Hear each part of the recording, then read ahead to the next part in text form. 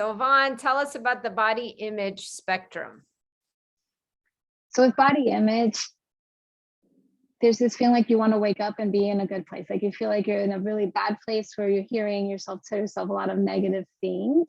And it almost feels like if I woke up and I was like, I love myself, then everything would resolve. But there's no way that we're just going to wake up. It's work, and we have to go through certain steps in order to get there. So from what you can see here with the image spectrum, most people will start at what I call firmly self-hate. Like if you ask them to give you a little snapshot of what's going on in their mind, they'll say some pretty mean things to themselves, especially related to their food and body behaviors and to their bodies, to different parts of their body. So things that they would never in a million years say to anybody else.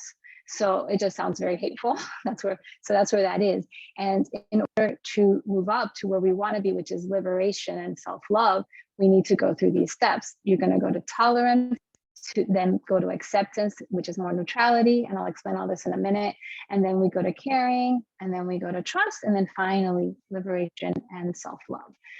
And I like to tell a little story on kind of like, and so you can kind of picture what that's like. And the story is imagine if I had you work with somebody, and it's someone that you knew from before, and you hated her. Like you could not stand this woman, and you, every time you've ever talked about her in the past, you're like shooting her down because she's just not been nice to you, and you are definitely not going to be nice to her. But you happen to get this job, and it means a lot to you, and you have to work with her. And so for the beginning of the time, you go to work, you come home, and you tell everybody in your house how much you hate her and everything is going on and it's terrible, and you're just spewing it out all of the time.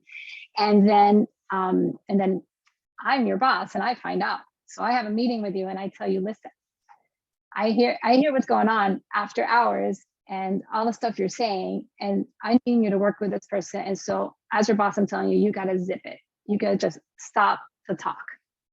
And so how this relates to body image is that most people are going around drawing people into their negative talk, asking them, do I look fat? How do I, how do I look in this dress? Asking people things that are gonna like they really want people to say the opposite of what's going on in their mind, but sometimes they draw in all the negative. But bottom line is that it's coming from a very bad place, or they're saying, I look fat today, I feel ugly today, I have, and it can go like, so you're basically declaring it. So the very first step in moving from basically this place of hate to tolerating yourself is to be able to just stop the talk. And if you say it, catch it and kind of bring it back. So going back to my analogy, we've got this person we're working with, and now you're having to work with her. And every time like you want to say something mean, you catch yourself. And so at that point, now you're tolerating working with her without, it's like you don't like it. Just like people don't like their bodies or whatever, their relationship with food and body at that point, but they're starting to just at least, it's tolerant. Like I'm here and I'm just not liking it, but I'm just not going to say anything mean about it. So that's the first step. Then the next thing that happens is that after you've been going to work for a while, it just becomes part of the routine. And then eventually you're like, yeah, you accept it. Like she's there as neutral. You still don't like her, but you're not feeling those strong hate because you've no longer started to like spew it out, and you haven't been reinforcing that over and over again. So now it's just like another thing. It's just pretty neutral. And how that relates to body image is that people go from, they stopped talking mean to themselves, or at least they catch themselves, and then they say, whoa, that was mean. And they start neutralizing it and neutralizing. They've gone through tolerance, and now they can accept this is the body I'm at. I might not love it at this point yet, and I might not be thrilled about my relationship with food or all of that, but I am accepting where I'm at. And it's a good place to be, because now you can kind of now you see the top. Probably don't see the top till you get to acceptance. So now let's go back to our story, and you're working with this person, and and you get sick. And guess what? Someone knocks on the door, and there she is bringing you food for your family because she heard you had been sick and she knew you were sick and couldn't cook.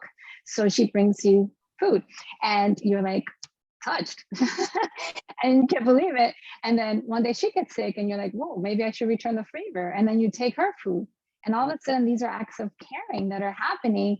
And it's just naturally occurring. And I think this is what I think most people experience as they improve their body image, that all of a sudden they have these moments of realizing the wonderful things their body is doing for them, how it moves, how it has been resilient through illness and things that have happened, and you start really appreciating the body more. And now you have this, now you're firmly in caring, which is an absolutely beautiful place to be. And now going back to our story, now you've been there for her, she's been there for you. And you know what? After years of this, you realize she got my back.